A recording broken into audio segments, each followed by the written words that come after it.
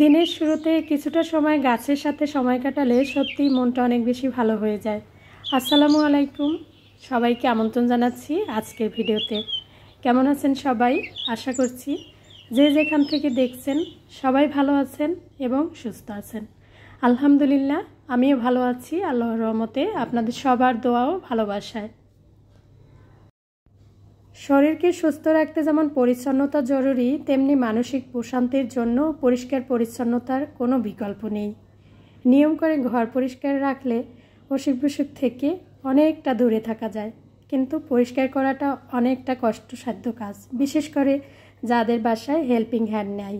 তবে কিছু অভ্যাস ও কৌশল যদি মেনে চলা যায় তাহলে কিন্তু সব কিছু সুন্দর পরিষ্কার পরিচ্ছন্ন। আমরা মেয়েরা সবসময় চাই নিজের সংসারটাকে সুন্দর করে সাজিয়ে গুছিয়ে রাখতে এবং পরিষ্কার পরিচ্ছন্ন করে রাখতে, কিন্তু দেখা যায় ব্যস্ততার কারণে সবসময় সব কিছু হয়ে ওঠে না।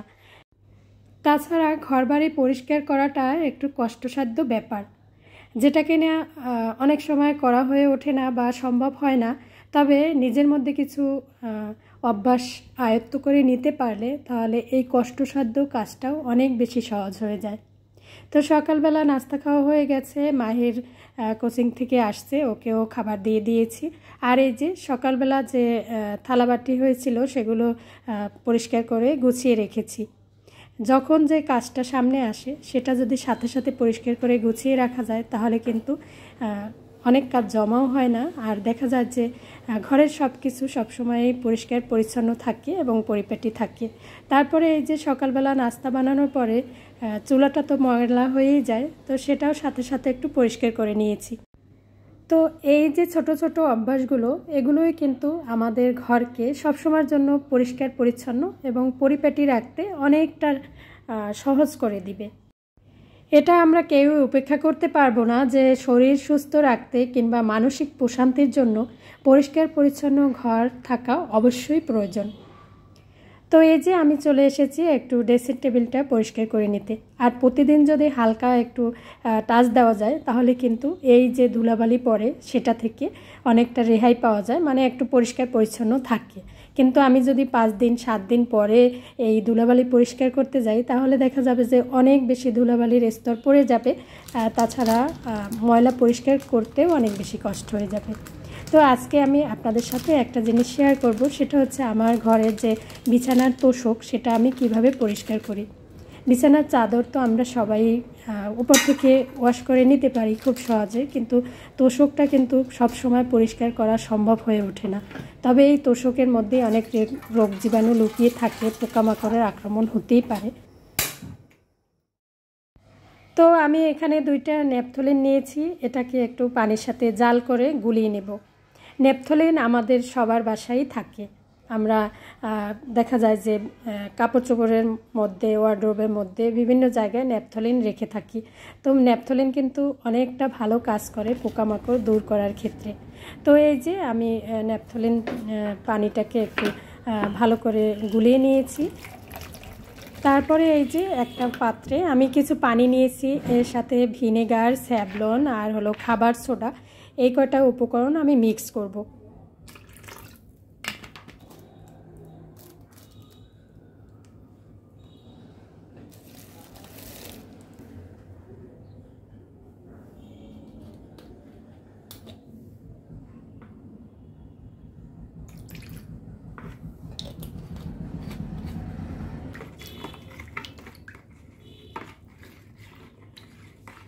তো পানির সাথে আমি এগুলো মিক্স করে নিয়েছি ভালো করে। তো এরপরে আমি এই যে ন্যাপথলিন ফুটিয়ে রেখেছিলাম সেই পানিটাও দিয়ে দিয়েছি। পানিটা থাকবে কুসুম গরম পানি।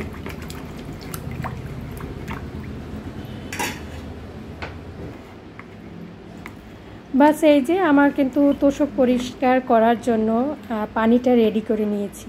এবারে আমি সুন্দর করে আমার বাসার তোষক পরিষ্কার করব। তো এই যে পানিটা কিন্তু কুসুম গরম পানি। প্রথমে আমি তোষকটাকে ভালো করে একটু ঝাড়পোছ করে নিব। দেখা যায় যে আমরা বিছানার চাদর সুন্দর করে পরিষ্কার করে রাখি, কিন্তু এই যে তোষক তো পরিষ্কার করা ওইভাবে সম্ভব হয় না। তাছাড়া যাদের বাসায় ছোট বাচ্চা আছে দেখা যায় অনেক সময় প্রস্রাব করে দিতে পারে, তো সব মিলিয়ে দেখা যায় যে তোশকটা অনেক সময় বাজে একটা গন্ধ হয়ে যায় বা এই তোশকে কিন্তু পোকামাকড়ের আক্রমণটা হয়ে থাকে। তোশক বা ম্যাট্রেস যেটাই হোক না কেন, জাজিম, তোশক, তো এইভাবে করে যদি পরিষ্কার করে নেওয়া যায় তাহলে কিন্তু তোশকের বাজে গন্ধটাও দূর হয়ে যাবে, সেই সাথে তোশকটাও পরিষ্কার হবে। তো এই যে আমি কিন্তু একটা গেঞ্জির কাপড় দিয়ে পানির মধ্যে একটু চাপিয়ে চাপিয়ে তারপরে সুন্দর করে পরিষ্কার করে নিয়েছি একটু সময় নিয়ে। পুরাটা তোশক আমি এপাশ ওপাশ করে সুন্দর করে পরিষ্কার করে নিয়েছি। চাইলে কিন্তু বিছানা থেকে নামিয়ে ফ্লোরে করেও আমি পরিষ্কার করতে পারতাম, তো যাই হোক, এই যে আমি তোশকটা সুন্দর করে পরিষ্কার করে নিয়েছি। এবারে উপরে ফ্যান চালিয়ে দেব আর অন্য বিছানার আর একটা তোশক সেটাও আমি সুন্দর করে পরিষ্কার করে নেব। তো এই যে তোশক কিন্তু আমরা কোনো সময়ই ওয়াশ করতে পারি না, তো এইভাবে যদি কয়েকদিন পর পর একটু পরিষ্কার করে নিই তাহলে তোশকটা থাকবে একদম জীবাণুমুক্ত, আর সেই সাথে পোকামাকড়ের আক্রমণ হবে না বা আমাদের শরীর সুস্থ রাখার ক্ষেত্রে অনেকটা কাজ করবে। তো এই তোশকটাও আমি সুন্দর করে পরিষ্কার করে নিয়েছি। তাওয়েল বা একটু গেঞ্জির কাপড় হলে ভালো হয়, তো এখানে নিয়েছি আমি একটা পাতলা সুতির কাপড়। তো এইভাবে করে আর কি চেপে চেপে পানিটা নিয়ে তারপরে পরিষ্কার করে নিয়েছি সুন্দর করে। তো এই কাজটা কিন্তু আমরা চাইলে কুসুম গরম পানির মধ্যে একটু শ্যাম্পু আর হলো ভিনেগার এটা দিয়েও করতে পারি, যদি ন্যাপথলিন বা অন্যান্য কিছু ইউজ করতে না চাই। তো ঘরে থাকা জিনিসপত্র দিয়েই আমরা আমাদের নিজের ঘরটাকে সবসময়ের জন্য পরিষ্কার করে রাখতে পারি। এটাতে কোনো খরচ হবে না, বাড়তি কোনো খরচ হবে না, কারণ ভিনেগার আমাদের রান্নাঘরে থাকে। মোটামুটি যে উপকরণ দিয়ে আমি পরিষ্কার করলাম এগুলো সবই আমাদের বাসায় থাকে, সবার বাসায় থাকে, শুধু একটু সময় বের করে করাটা হলো বিষয়। তো এই যে দেখুন পানিটা কিন্তু অনেক বেশি ময়লা হয়ে গেছে, কারণ আমি অনেক দিন পর এই কাজটা করছি। তো কষ্টসাধ্য ব্যাপার হলেও যখন নিজের ব্যবহারের জিনিসপত্র পরিষ্কার পরিচ্ছন্ন থাকে তখন কিন্তু এই কষ্টটা আর কষ্ট থাকে না, অনেক বেশি ভালো লাগে। তাছাড়া নিজে সুস্থ থাকা যায়, ঘরের অন্যান্য সদস্যরা সুস্থ থাকে, সব কিছু মিলিয়ে ভালো লাগে। বিশেষ করে যাদের বাসায় বাচ্চা আছে তারা কিন্তু চাইলে এইভাবে করে তোশক পরিষ্কার করে নিতে পারেন। তো আমি কিন্তু উপরে ফ্যান চালিয়ে দিয়েছি আর পাশে একটা টেবিল ফ্যান চালিয়ে দিয়েছি যাতে করে সুন্দর করে এই তোশক শুকিয়ে যায়। তো চাইলে একটু রোদে দিতে পারলে তো সবচেয়ে বেশি ভালো হয়, কিন্তু রোদে দেওয়া একটু ঝামেলার ব্যাপার, তাই আমি রোদে দিতে পারলাম না। তবে কয়েকদিন পর পর যদি বালিশ, কাঁথা, কম্বল, তোশক সব কিছু রোদে দেওয়া যায় তাহলে সবচেয়ে বেশি ভালো হয়।